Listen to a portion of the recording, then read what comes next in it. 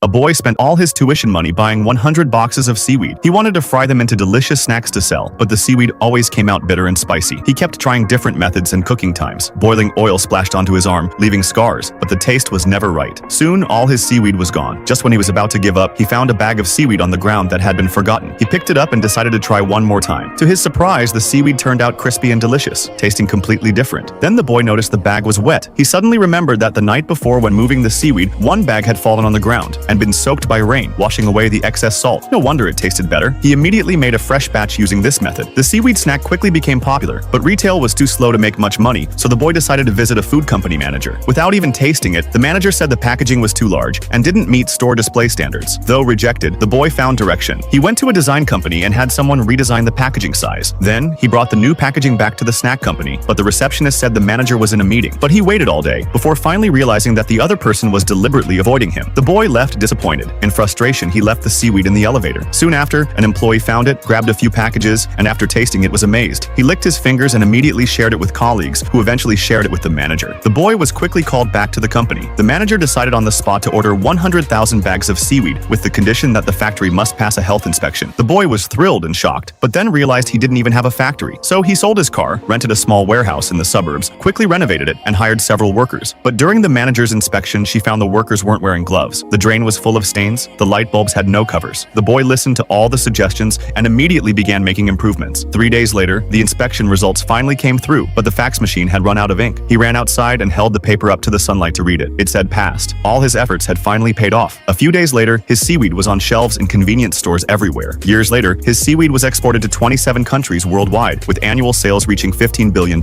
He even owned his own seaweed farm. Have you ever started your own business? Tell me. I'd like to hear your story.